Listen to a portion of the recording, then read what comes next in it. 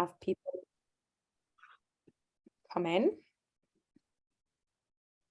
Hello, everyone. Thanks for joining us. We'll just give you a couple of minutes to come and join the session. See people come in. I'll just wait until the numbers stabilize. We've had over 300 registrations from all over the world, so really looking forward to this discussion. And I'll just wait a little bit until everybody's in.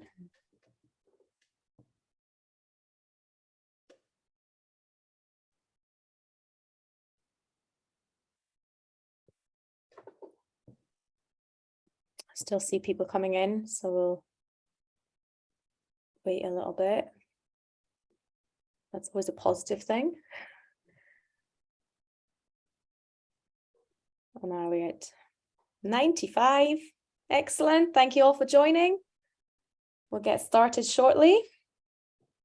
I'll keep an eye on time.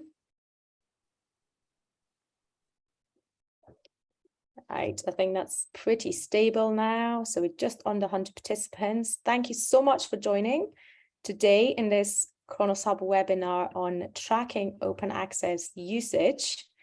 My name is Romy Beard. I'm the head of publisher relations at Kronos Hub, and I've been running these monthly educational webinars that try and bring in different stakeholders from the scholarly communications industry to talk about open access related topics. So today I have with me Andrew Pitts from the PSI and the IP Registry, Stuart Maxwell from Scholarly IQ, hello, and Laura Wong from JISC.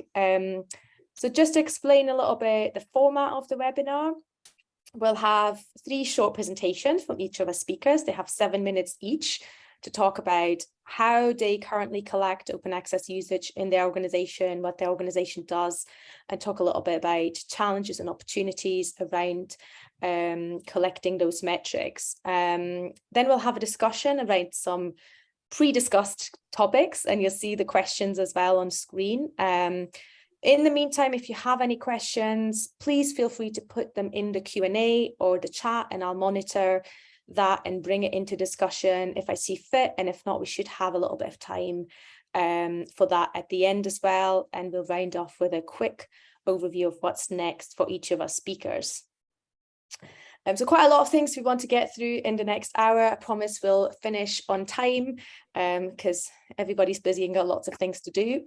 So we'll start off with Andrew from the PSI Registry. Now, one of the challenges with collecting open access usage data is because the author is not coming from an registered institution in the same way they do for paywalled content. So Andrew will talk a little bit about what the IP Registry does to address that. Over to you, Andrew. Thank you to Romy, and thank you to Kronos Hub for inviting us along for this. PSI Metrics and our partners like LibLinks and SIQ, who you're going to hear from shortly, all use metadata that is collected and contained within the ipregistry.org.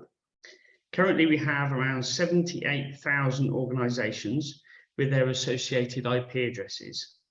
And that makes us the most accurate, secure source of recognition of STM organizational metadata.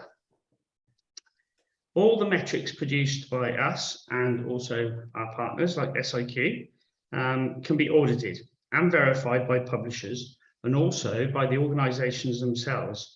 And this is also pretty unique. We're completely transparent and GDPR compliant. No personal data is collected, stored, or shared as part of this process. This is all about tagging usage to organizations and never trying to associate usage to individuals. I just want to make that really clear because that's something we always get asked about is the GDPR compliance and data protection, okay? So we receive log file data minus all personal data, and we match it to the ipregistry.org. And we deliver this for our IP Registry customers on a simple dashboard that enables publishers, authors, and organizations such as universities to see exactly what open access content their users are reading. In effect, we produce high quality counter-style usage metrics and reports. Crucially, what sets us apart from other services, and I'm including Stuart and SIQ in this, is that we are able to identify the organization that the reader is coming from, and that is really crucial. Okay. OA data, because if you're doing a Plan A deal, or maybe you've got a read and publish deal, it's crucially important that you can go to the organizations who are devouring your wonderful OA content and be able to show them just how much they're reading it and ask them to support your offerings. That's really a very crucial thing going forward. We're just at the ALPSB conference, Stuart, Romy and myself, and a big part of that is how sustainable the open access movement can be moving forward, and being able to go to organizations who are reading your content is one of the most important things moving forward. So, Romy, if you'd like to click on. Here's a few examples of some of the reports that you can run, and I'm sure Stuart will show you much more complicated things in his dashboard. But these are some simple reports that you can run, which again are crucial for all of your open access deals that you're doing. So the first one, this is an institution report. So this would enable your salespeople, your marketing people to run a report by organization and be able to show that organization, in this case, the University of Leipzig, just exactly what articles their readers are looking at, and then the associated authors. Thanks, Romy. So the next one is an author report. And again, this is crucial to be able to say to the authors, this is your reach. This is where and what organizations in the world are reading your open access content. Again, crucial. Authors love this. When we show this, they absolutely love to see where in the world their usage is coming from. Next one, Romy, thank you. So this is an idea, again, just another way to splice and dice the data. You can run an article report. So this one, again, you could send to funders. So if they funded an article, you can show them where in the world and how many times that article is being read by organizations. Thank you, Romy. And country reports. This is very popular with our publishers, especially amongst the sales and marketing teams. So you can click on any country, any continent within the data that we have, and you can show what usage is by country, breaking it down by all of the individual organizations within that country. And again, this is really useful for funding purposes, read and publish deals, plan open type deals. We helped Cameron, when he, from Annual Reviews, did one of the very first plan open deals, he used the usage that we had provided for them. And then lastly, I think, just another little example of how you can slice and dice the data is we can provide, usage over time. So when the article is released, there's going to be high usage, but then maybe it's mentioned in the press later on, and then you see spikes in usage. So again, this is very useful. And heat maps. People love to see where in the world usage is. And if you're not tracking things down like this, then some of the usage is open to abuse. I know that we had an open access publisher who was giving an award for the most read article every month, and one of the editors looked at this and said, are we sure that this usage is correct? And when they actually delved into it, all of the usage came from a single IP in China. So you really have to be much more in-depth with your analysis of your usage rather than looking at just numbers. Just numbers is really quite meaningless. And the other thing that we do, and I know Stuart and SIQ and our folks at Livlinks do, they use our block list as well, which is the Sci-Hub usage. We've discovered from some of the large open access publishers that about 12 to 15% of usage can be from robots, crawlers, and our friends from Russia, the likes of Sci-Hub. So again, another crucial reason to go much more in depth into the usage. So that was a very quick run through. I know we're going to have questions later and we're going to have a bit of a panel discussion, but I'm going to hand back over to Romy. Thank you. Thank you so much, Andrew, and thank you for sticking to the time. So just one comment before we move on to Stuart. These slides, from what I understood, was a mix of global usage, for example, in the case of the author report, and the institution-specific usage. But when you talk about the block list, you always take that away, even for global usage for an author. Doesn't matter necessarily which institution's coming from, they just want to see where's my article being read, but it always excludes the blocked usage, is that right?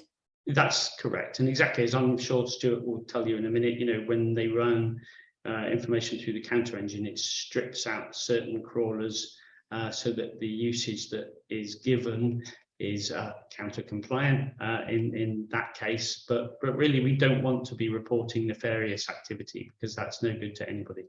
Yeah. It may boost the numbers and make the numbers look good, but it's not accurate. It's not real usage. Thank you. Thanks, Andrew. Okay, then over to Stuart from Scholarly IQ. I'll let you explain a little bit more about what you do as an organisation, how you work with publishers and libraries. Yeah, great. Thanks, Romy, and thanks for having us. And thanks, Andrew, for the sort of introductions on that. So Scholarly IQ, if you don't know us, we've been involved with counted usage and analytics for publishers for nearly 20 years now. We work across a wide range of platforms, publishers that have their own platforms, but also the likes of Highwire and Silverchair and various other platforms there as well. So we provide independent counter analytics and internal analytics for publishers. We also cover all the sushi stuff as well. Over the 20 years, we've been very involved with Counter and organizations like NISO, and we've innovated with people like PSI in developing how that integration with the IP registry will work. And remember first sitting down with Andrew and going, right, what's the movements of the data, where does it link together, and what do we do? So that's kind of Scholarly IQ, but I think kind of really I've got a bit more of a hat on for sort of looking at what Counter's doing. So if you're not so familiar with Counter, it's an industry standard body that's there to agree standards for what we count as in quantitative metrics, what we're clicking on, and how that's reported. And if we think back to that Andrew's slides there from Michigan University Press, the metrics we're talking about were hits, but what's the definition of a hit? So that's one question there. Counter has a standard definition for investigations and requests, etc., meaning that anybody who's audited that compliance has to be sticking to those same metrics. The other side of it as well is that there are various formats of the reports that are provided there in those samples. But if I was the example of the University of Leipzig, if I've got that coming through from a whole range of open access publishers and those reports in different formats, that's going to be really painful for me to consolidate that data and to make that comparable. So Counter's there for having these three C's: the consistent, credible, comparable data that publishers can use. Primarily that has driven from sort of subscription models, but really for open access, there is a standard here. There's not a dark art of alt metrics or citations where rules may change without industry participation. The industry agrees those standards between librarians, publishers, and vendors, and is there for that transparency. So that's kind of where those metrics and those reportings come through. And there's a latest consultation for Counter 5.1 that's recently gone out, and there's a number of fundamental changes they're proposing. One is switching to the item, the article, the book chapter, etc., as being the fundamental unit of reporting, as being a recommendation, rather than the title level. So that allows things like hybrid journals to split out very accurately at the article level to see where our open access usage is. New data types, just to sort of make it richer. So not everything is necessarily going to be underneath article levels, conference proceedings separated out, etc., for more transparency. And new access types, where we're including things like now where open will be actually open access, and free to read would be where it's free at the point of time of application, but it's not actually open access in itself, and controlled will remain as controlled. So they're kind of two of the sort of data types. You can go into those in more detail if you like as well. A third area proposed is about global usage reports. So rather than just necessarily institutions looking at their own attributed usage, whether that's by the publisher's own data or through integrations with the likes of PSI as well, but actually looking at all the reportable usage from anywhere in the world, from any account, and totaling those up, again at the item level. And then also links now that will go from any produced counter report back to the registry, so that it's really easy to check to make sure that there are any reports you're looking at or that you have historically, that they were counter compliant at that point in time. So there are key elements there, particularly the item piece, which is there to facilitate open access reporting at the item level. So that's Canada's proposition. It's being discussed at the moment, and there'll be some feedback to that soon, but it does have some challenges for it. These include the scale of the data tables. If we're just doing it by an institution and by the titles, there's a limited number of rows, obviously, that we're looking for. When we come to item level, that's really expanding exponentially as to the amount of data that needs to be processed and delivered. Another area from that then is also audit compliance, as in the tolerance levels and the granularity we go to. And then also populating the new pieces of metadata, rather than just at title level, but at those item levels as well, with DOIs or URIs or whatever else, those identifiers and key elements that we required in those reporting tables. And there's a question about open data. Some publishers, do you want to be releasing global data across the market as to how your open access data is performing? So they're kind of some of the questions that are arising from this. But for the industry, why are we looking to go this area in this direction? Well, one is actually this really does give sort of in this one part of the market where we have industry agreed standards from both librarians and publishers about performance metrics. As I say, they're not research based, they're not controlled by one organization, and they're not subject to change without industry participation and consultation. So that's really key that they're owned by the market themselves. Another element is maybe pivoting the usage we're looking at, rather than necessarily just by institution, by where your users are, but maybe it's back to other stakeholders such as funders or authors, etc., because we now have that granularity at the item level. And overall, we're looking at, across with our stakeholders, of having increased trust and accountability and the transparency in the data that we're providing, that it is comparable, it is consistent, is meeting standards, and there's third-party auditing to verify and validate that we're working with that properly. And then once we've got this as our external metrics, there's a lot of other work we can look at in terms of business insight and analytics as well. So a couple of slides I've got just to kind of give you some demos on that. We can come back to those as well. So Remy, should we clip through to those? So here, for example, is a global usage report. It's an item level report. And this would be including every single item that's within through for a publisher at open access level for doing that. And this is, as I say, it's got things like those counter metrics of metric underscore type, as total item investigations.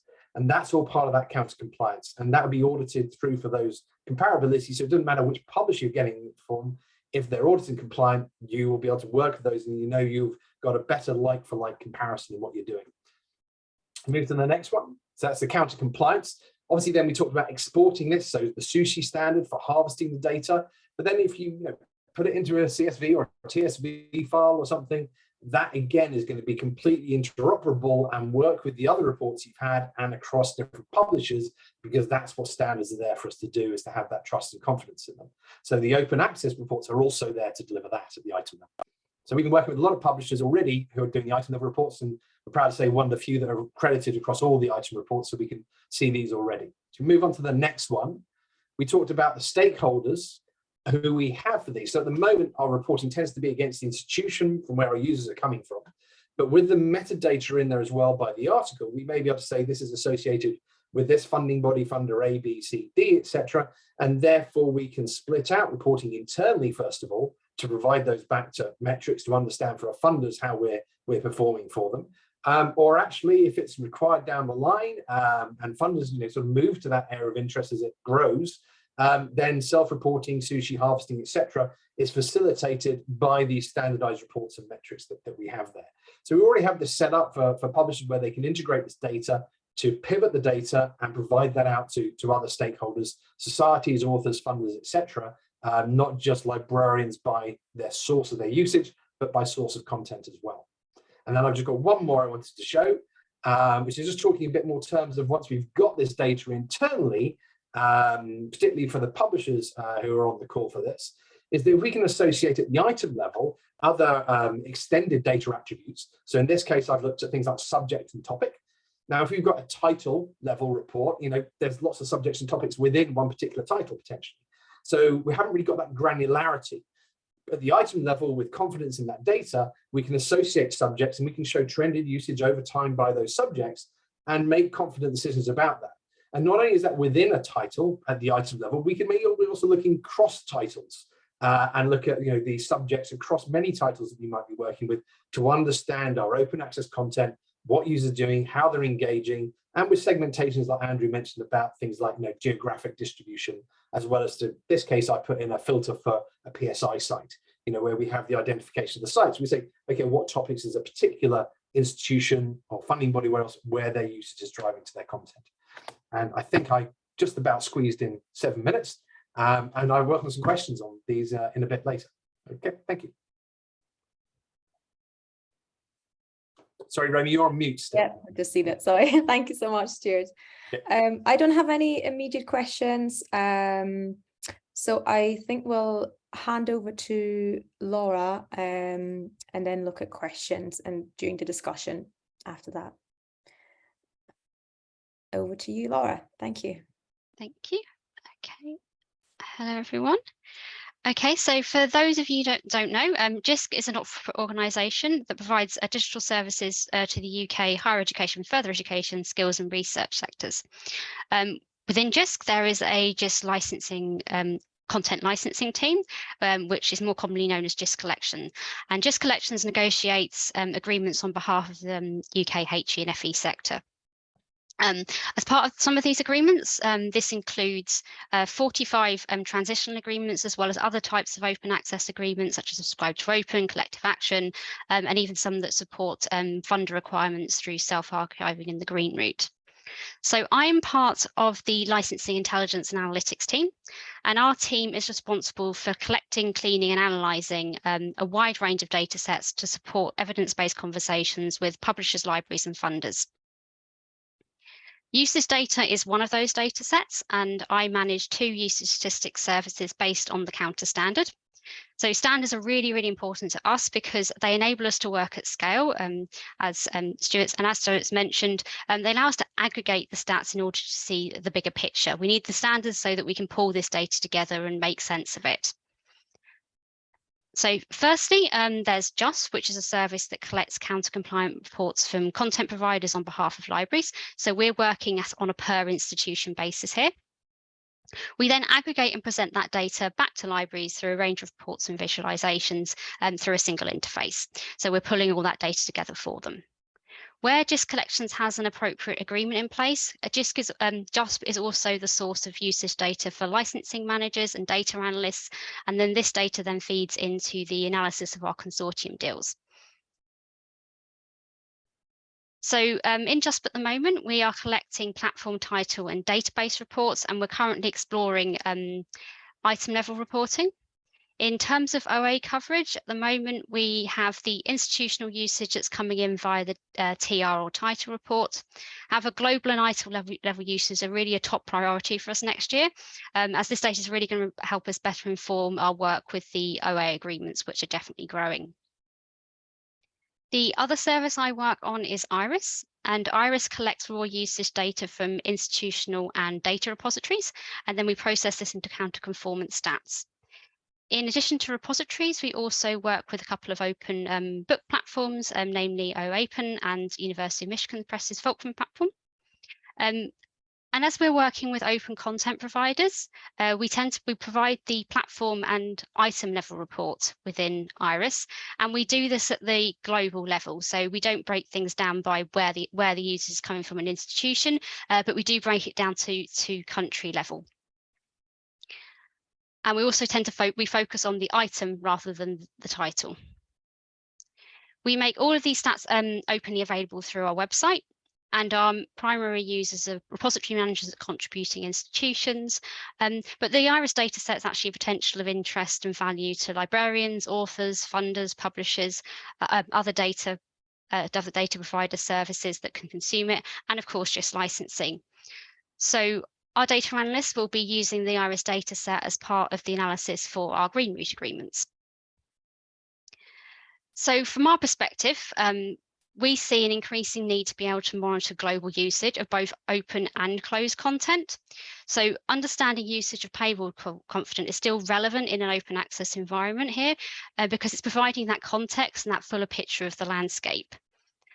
Also, when it comes to tracking OA usage, as we've already mentioned, it's the article, the item that's really the unit of interest here. And so we're really, really supportive of the proposed changes to 5.1, and we're really hopeful that more publishers will be able to produce these item and global level reports going forward. Although, as Stuart mentioned, there's lots of challenges here.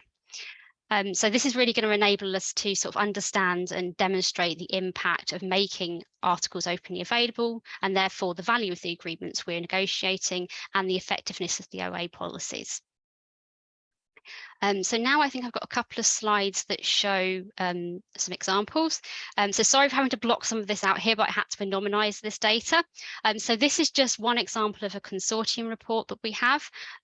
So usually we wouldn't look at this data within but just to give you an overview, we can break it down by institution and title.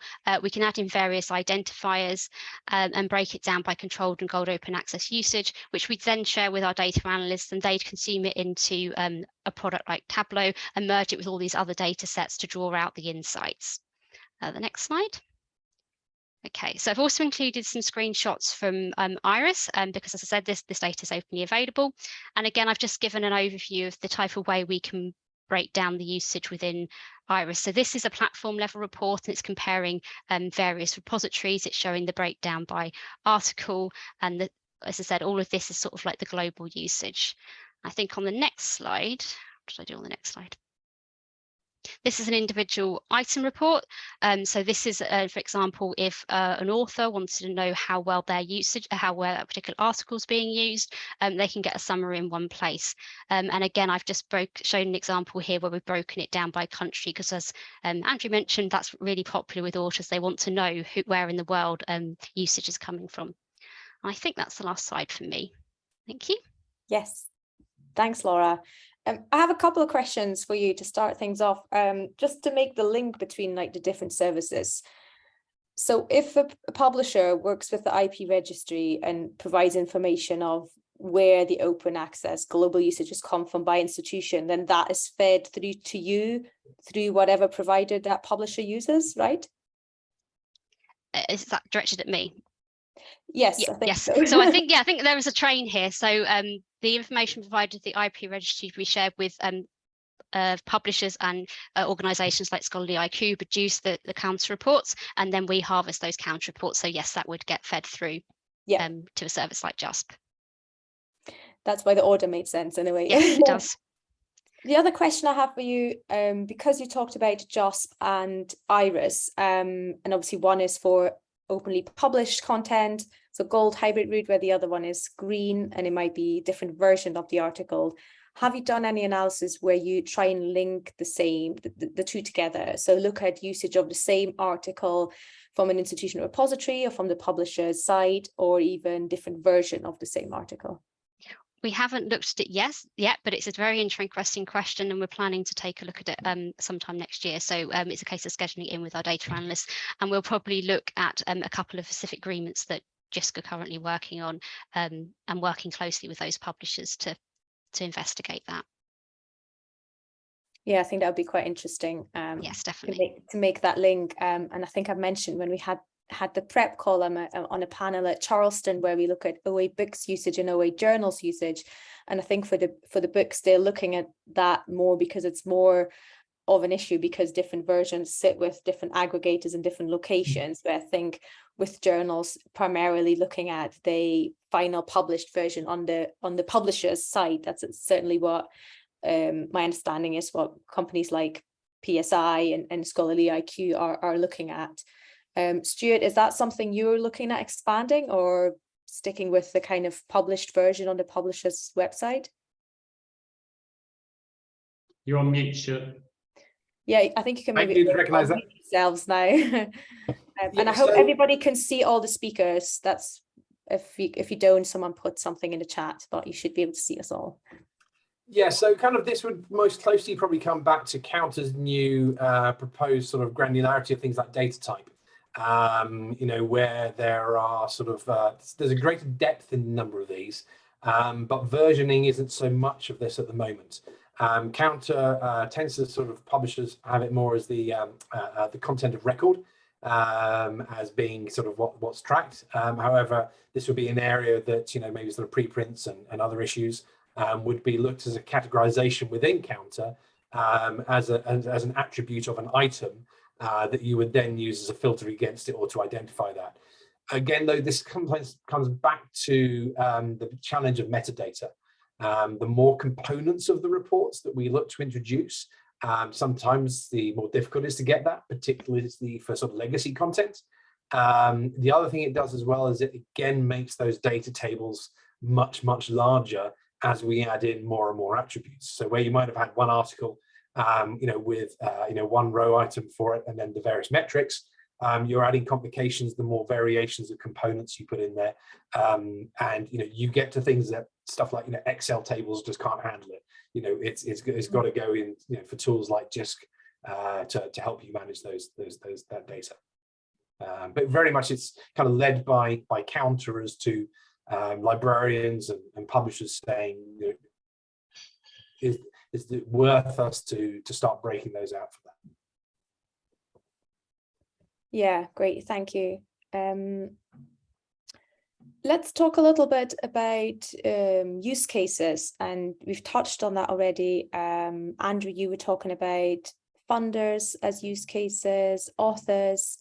Laura, perhaps you can speak a little bit about JISC's experience so far with institutions looking at that usage. Is that something they share with authors, or is it purely for institutions?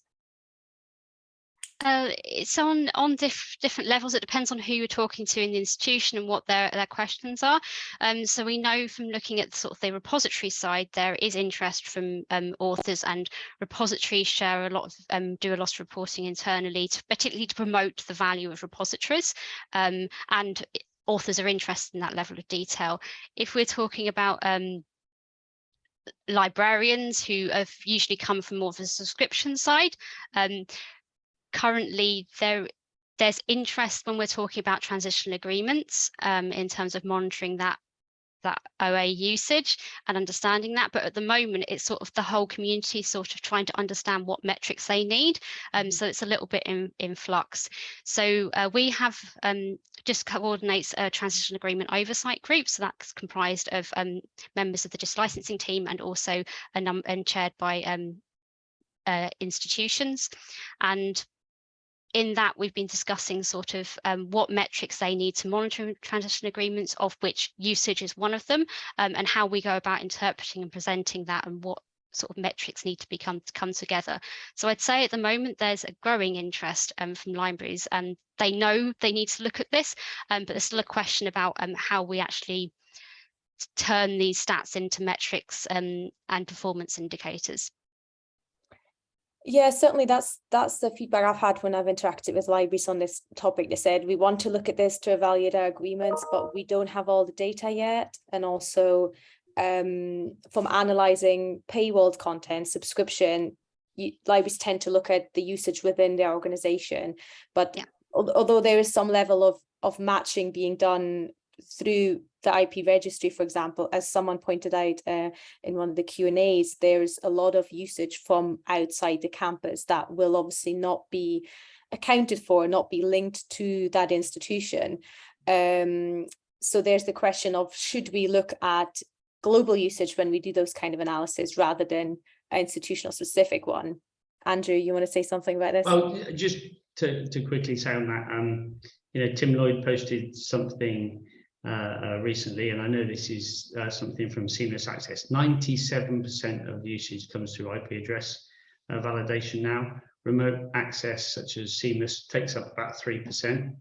So it's pretty accurate when we are saying what organisations are using what and reading what is a pretty good metric to have. Now, the rest of it could be all sorts of crawlers and things. It could be people on their phone on the train. Yes, it could. It could be people sat in a coffee shop.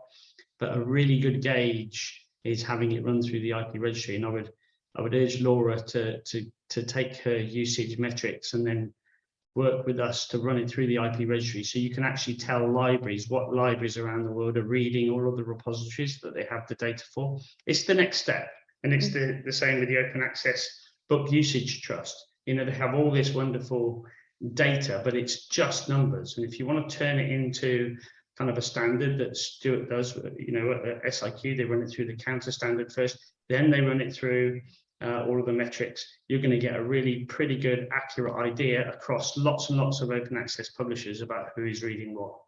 There's still tremendous, the vast majority of usage is through campus. And don't forget, we have Easy Proxy. They still have IP addresses. Open Athens still have IP addresses. The likes of RightsLink from CCC, they have IP addresses. So we track all of that usage, all of that remote usage as well. Yeah, and it's publishers, you know, from whatever model of attribution, the IP registry, Auth0, you know, whatever it is, capturing those identifiers where it can be measured is there, and the more accurate it is, then you know, you're associating that. You're breaking up, institutions, so that's great. Sorry, there are areas where maybe that, you know, it doesn't cross over, and therefore it is unknown. But if you're filtering out bot spiders known this are bad actors, then you know you're getting sort of meaningful traffic. The other side on this question about the other usage reports, the case studies we talk about funders, is also the questions about the funders back to the publishers, so you can credit the items to the known funders, because again, that's sometimes an area where metadata falls down.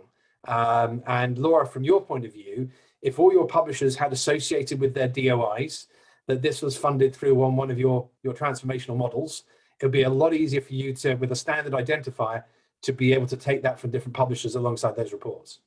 Yeah, I think that's the key thing. It's not about putting all this information into a counter report. It's having that you identify that we can then link to other data sources that have information about, for example, funder information. And just going back to Remy's question about when are we looking at institutional level and when we're looking at global, I think when we're looking at institutions are interested when they're evaluating sort of an impact of a transition agreement on the published side, they want to know, well, what are the articles that we've published under this agreement?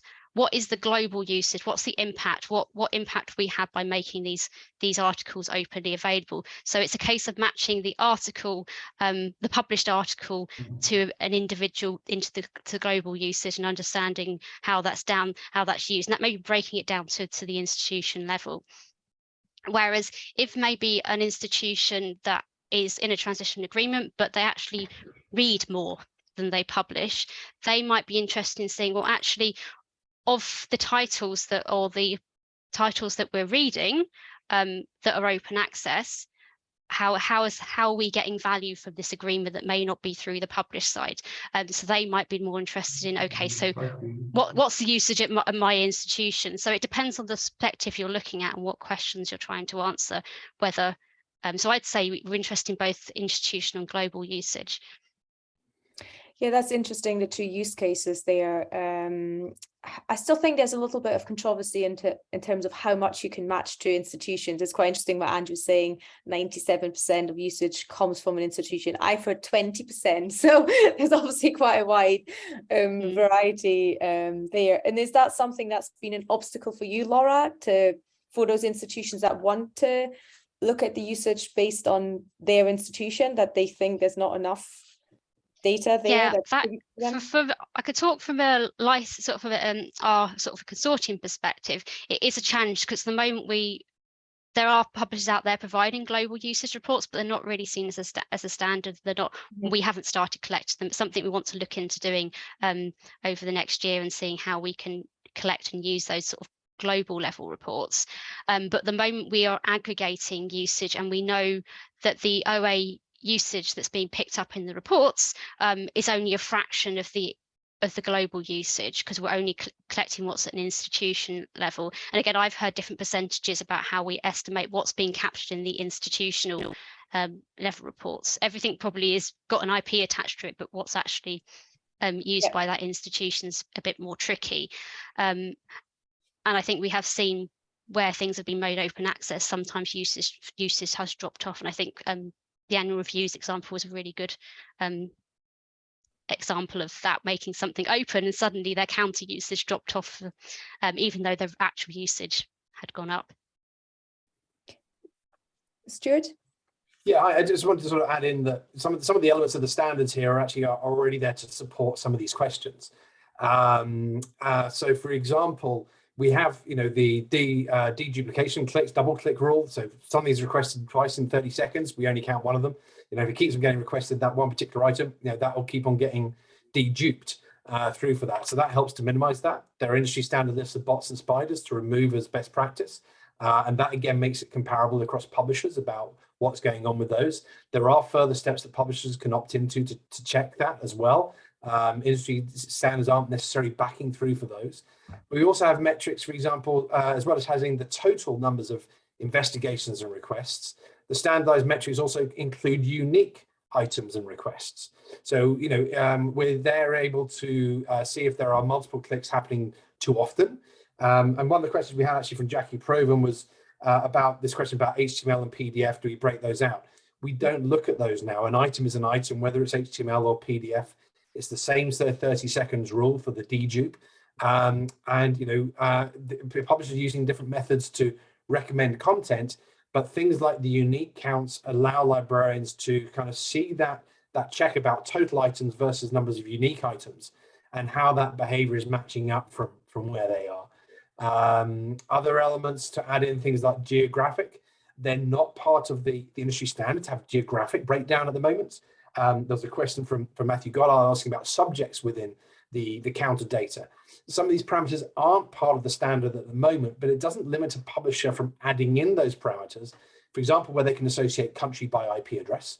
For example, where they can, if they've got a taxonomy, they know subjects associated with items or funders or actually authors is a standard, maybe source institution, etc. We can build out those SQL tables for your internal analytics and provide reporting with counter data that allows you to look at that. And then if that helps facilitate investigations that people like Laura are making early on, or once people are working with them to push forwards, that counter should adopt those as being part of their recommended optional or standard report configurations, then that's how people participate to develop the standards. And I think there is a requirement within some of these use cases, within funders. We've got the standard ways of how we should be counting things and how we should report it. But maybe the pivot of the question isn't necessarily always right. And there might be some parameters or values that we need to start adding into the data that will make it more relevant and pertinent to funders to say, now I understand how counter will work for me. And there's maybe a bit of engagement we need for that. Yeah, just quickly on that, the auditability is key. And, if publishers have used the IP registry and have had their data cleaned by us, then their data is going to be much more accurate than others. Stuart LibLinks, they use the IP registry IP data, which is by far the most accurate IP data out there. If people aren't using that and it's not auditable, then it's not going to be the same standard. And I would like Counter to think about putting into their next release is the fact that people should audit their IP addresses, because all of these usage metrics come from the IP addresses that the publishers hold for those organizations. And if they're not accurate, then it doesn't matter how good Counter is, it's not going to be accurate. It will be Counter compliant, but it may not be as accurate as others that have had their IP addresses audited and cleaned up. Interesting. Yeah. Laura, want to pick up something that you said earlier in terms of the data you get from publishers and the different use cases. Is my understanding correct that one of the things you're still missing is more global usage data from more publishers, that not all publishers are providing this currently? Yes, so at the moment we aren't collecting that. We haven't started collecting that usage data from publishers because it's not something what hasn't really been built into the Counter standard until recently. It was there, it was available, but it wasn't really being pushed. With FOUNT 5.1 that's been given much more prominence, and I'm hopeful that we say more publishers will pick that up and we'll be encouraging them to do so. I understand from conversations with Counter there are a number out there, and I think Stuart is saying that a lot of that their publishers do provide these reports, so that's something we'd want to follow up on and collect that data, but it's not in, for example, like a title report, that's a required report in Counter. So if a publisher's Counter compliant, they will be providing that, whereas the item level reports aren't, just because of their sheer size, and the challenges around collecting that data. Yeah. I'll let Stuart jump in now. Yeah, and just to add to that, and the item reports, to get them delivering through the standard and to make them workable are complicated. They're big reports. We've set it up where we have that across probably about 80% of our publishers now who have those item level reports and are providing them externally as well as having the data in there. But they are a big task, and that can be seen and looks at any platform, publisher, or provider from where they are. They can see actually on each one now who's able to provide item level reports, and the majority of those have not yet and have not been certified for them. So even if they provided the data to you, Laura, on your point of view, it may not be something where you would say, well, actually, I want to integrate that at this stage because I can't be sure that what I'm looking at for open access for A, B, and C is all transparent there, and am I judging people on the same standard? Similar to what Andrew said about the data and the cleanliness of it. We're coming down to what's comparable within the rules that the industry has set to date. It's maturing and it's evolving, but by participation, that's how Counter gets to these levels, and through understanding the use cases. We try to make data open, extensible internally first, and that's where publishers are playing around with it and working with it. But there's also requirements for librarians and others to come back and say, okay, this is what we want it to do. Yeah, just to follow up, I guess, at Stuart's point that we have looked at harvesting item reports in the past, but we have had questions. We always part of our services, we always check and validate the reports, and we have had a number of questions that we probably need to go back to publishers to say, are you sure these numbers look right? They're not looking right to us, so that's another challenge that we'll need to tackle.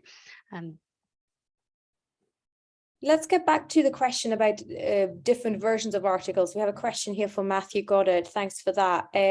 What prevents the emergence of non-publisher, non-institution platforms that host CC licensed content and have no interest in reporting to institution and funders, rendering centralized OA usage reporting much less meaningful, such as ResearchGate, etc.?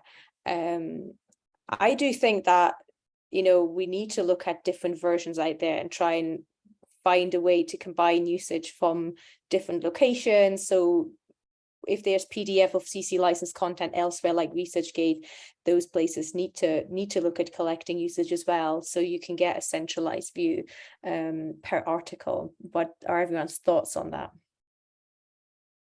Or how can we prevent the emergence of those?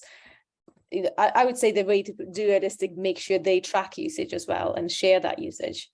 Well, yeah, and the other thing, the big elephant in the room for a lot of libraries who do not stop their patrons going to Sci-Hub is, how are you ever going to get any usage out of Sci-Hub? They don't provide any usage whatsoever. So it's another reason why libraries should be saying to their patrons, please don't go to read articles to places where we are not able to track any usage whatsoever, because we as a library have to make decisions on what we're going to buy or where we're going to ask you as authors to publish. And we can't do that if everybody is disappearing off to kind of rogue sites that are never going to give you any usage.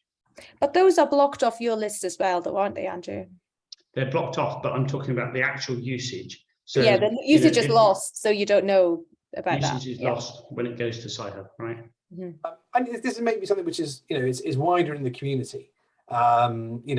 We have, what's the primary impact factor that we all think about, is citations. And at the moment, those channels, they might still drive citations because somebody's going to ResearchGate or Sci-Hub, and then they're including that in their citations, which is, facilitating that, as if we only think about impact in that way.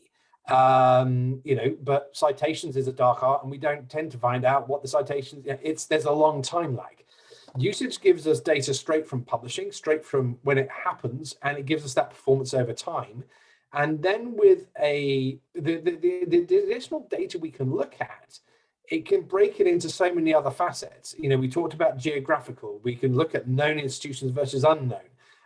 We can, you know, really understand a wider variety of performance impact about how publishing is working for us. And maybe as the community, we start thinking that there's value for researchers to see that my content is being read in these parts of the world. It's having this influence, and I can drive that into, report it within my usage data. Well, actually, then it wouldn't be in my interest so much as a researcher to have my content on somewhere where I'm not going to get any benefit from that. You know, my content is going to be better protected, and I'm going to see the impact of what I do, where we can see that usage is being fed back to us, and we can see how wide my reach is getting to.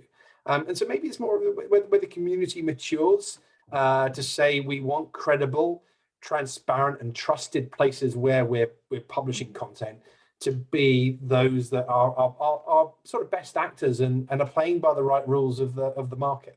Yeah, and to answer Matthew's additional question, like, I don't know what incentive you can give to those organizations if they monetize the content via ads, but you know, yeah, I think there should be some incentive to share that usage if they want to be part of the ecosystem, and this is something that as an industry we want to have more clarity on usage, and I think that leads me to my last question in the discussion round is, and because we're talking about open access content, it's openly available, should the statistics be openly available? Laura, you said that for Iris it's openly available, how the statistics, right, that's something you share on your website.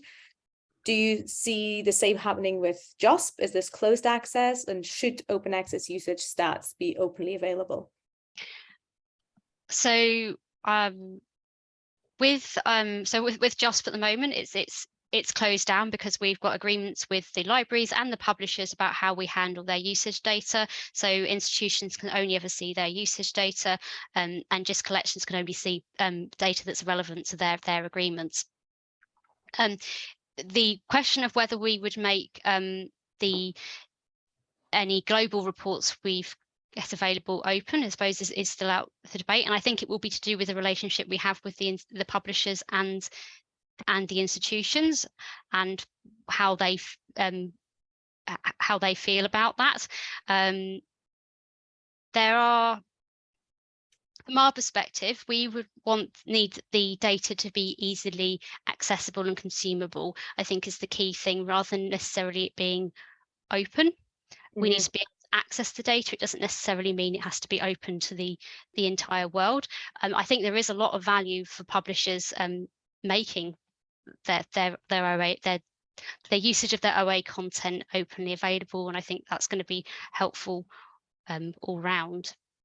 And some publishers do. Some publishers started metrics, like Kindavi, for example, on like, this is how much this article is being used. Yes. Obviously, then it's global usage for a specific article. Yeah. Which is, and I guess it's how it's surfaced as well. There's ways you can surface data. So things like the widgets. So, for example, the dimensions badge we have on a page. We know repositories want to surface usage of their content, surface usage of like their content in their repositories, and similarly publishers might want to showcase how much a particular article is being used on their website as well, and that would add additional value.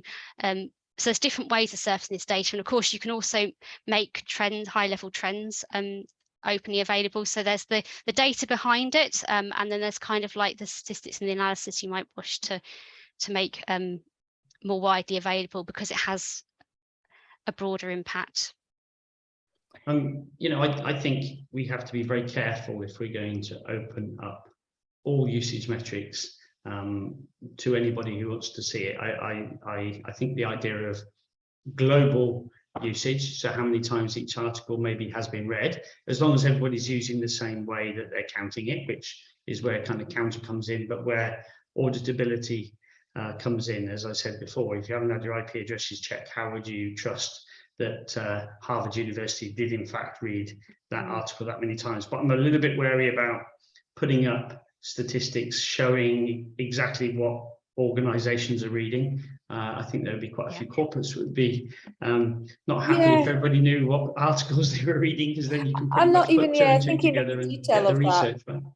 Yeah, just thinking the kind of general like usage by article if you pay for it, and maybe it's not appropriate for that kind of drill down metrics to be openly available.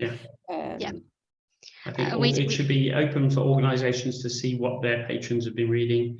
I think authors should have the ability to come in and see where and who is reading their data. But I think we just a little way off of being confident in what we are producing to have a global audience. Just have at it, as it were. Mm-hmm.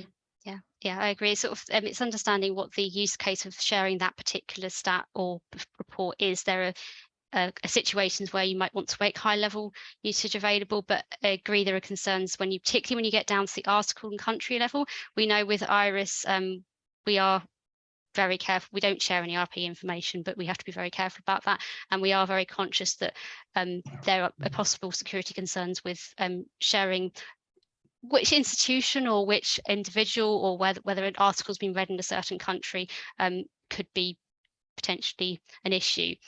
So particularly because not all of this content is having huge numbers of hits. So it could be that you could really start identifying people, individuals, or institutions from this data if we're not careful. So yeah, we definitely need to be careful about what we're sharing and think carefully, not just make it all widely open and available. For the sake of it, yeah, of course, yeah, and there's GDPR issues, but I think there are use cases where that works with being mindful of not to share too much. Well, we're getting towards the end of the hour, and I just want to spend a couple more minutes going around the room to give you each a chance to talk a little bit about what's next for your organization in terms of opportunities and challenges, and also for the industry as a whole. Andrew, do you want to go first? Yeah, I think this links into what we were just talking about. You can open everything up and let everybody have at it, but I think the most important thing I think that we're all working on this panel is trying to make sure that the information, the metrics that we have, are available to all of the stakeholders. Okay, so that's our kind of our next key thing. Is we've been chatting to ORCID about having ORCID IDs added to the data, and therefore potentially using the ORCID single sign-on to allow authors to come in and read their information. So that's one stakeholder who can come in and look at all their information. And if we can gather as much open access information and metrics as possible, we could be a sort of single source for authors to freely come in and have a look at their metrics. Same goes for funders. We're looking at downloading all the funder information from RAW.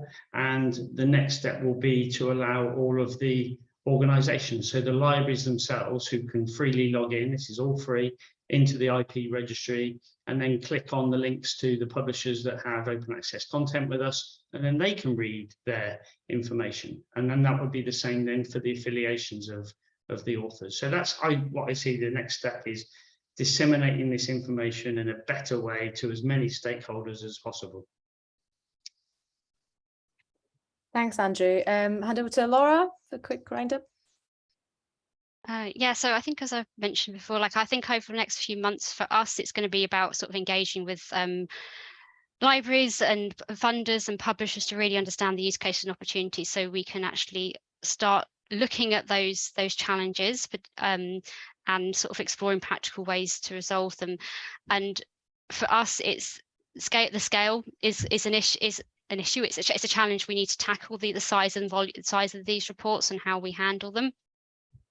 Another thing is with Counter 5.1 coming in, that's going to be a really big impact. It's going to have lots of opportunities, but also lots of challenges, and how all the different parties are probably going to be moving at different paces in terms of implementing that, and making sure that we all stay in sync. We all understand what we're trying to achieve with 5.1.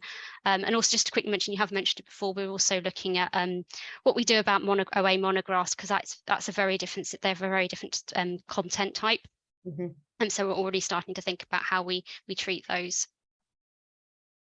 Thanks, Laura. Stuart? Yeah, thanks, Remy. So at Scholarly IQ, we're already sort of building out data models with publisher data and with demo data. And, we can already show, if anybody wants to get in touch, what data looks like when we put in funder pieces, when we put in citation counts, when we put in alt metric counts, when we tie these other elements together within a data table and you look at your reporting for it. So very much we can show what the data looks like once you start integrating it with usage data. So if anybody wants to get in touch, we can show that. However, I think what there's also needed is wider adoption, that these counted metrics as an industry standard have further value in how we understand impact to a wider range of stakeholders. And maybe for them to start to say, okay, well, what are the questions we would ask for that? And I think that comes back to Laura's focus, part of her focus there as well, which is what are the use cases? What are the questions that these other stakeholders have? And what are the other elements we need to provide within usage tracking for OA to make it relevant and pertinent to the questions that those stakeholders have? And then how can we facilitate that reporting? I think through that engagement, we can really start to sort of drive and show, how OA is adopted, growing, and then how we can better manage our businesses for OA as well. Thanks, Stuart. Any other final comments? I just think that we, all of us that are producing all these metrics, need to work with as many people as possible to make it sustainable, right? But also the other thing that I think is very important and what we're working on is the whole ethical, making sure that there's inclusion, making sure that people around the world who are able to access information, because not everybody has the ability to do that. And we've been working a bit with Research for Life. We've got about 8,000 organisations that have registered with us to try and help them get all of this free information that is available out there, and stop anybody having the need to go to the likes of Sci-Hub, because if you're in a poor country, it's available, but we've got to make sure that they can actually get to it. From my point, I mentioned about kind of data models, so we can show those. The other thing I would really recommend is that if you're interested in it and have a particular point of view to share and to recommend, then it's to get in touch with Counter at Project, with Tasha at Project Counter. Incredibly open, amenable, really looking forwards at how usage data can better serve the market. And so really recommend going through Project Counter, getting involved in the working groups, not to be scared of it, but participation is what drives it. So I'd really recommend that as well. And I look forward to seeing you there. Thanks, Stuart. Yeah, thanks so much to all three of you for taking part today. I know Andy from PLOS was meant to be with us as well today. I forgot to say this at the start, but he's leaving PLOS, so couldn't join us. I'm sorry if you expected to see him and he wasn't here, but I think we still managed to fill the hour. So just up to me to say thanks, and please stay in touch if you're interested in any of our future webinars. Please join the Connors Hub newsletter and events list, and we've got a couple of webinars, 3 coming up, one about competition in OA management, preprint posting and OA publishing in October, and then open access and research metrics. If you have any questions for our speakers, please feel free to drop me an email. I'm sorry I didn't include everyone else's email addresses here. I think that's something I plan to do in future, but feel free to email me and I'll pass on the message. And I know there's an unanswered question for Matthew Goddard for Stuart, which I'll pass on. And if you have any questions or any other thoughts, please feel free to get in touch. Thank you so much, everyone. Thank you. Thank you. Bye. Bye. Great. Thanks, Remy.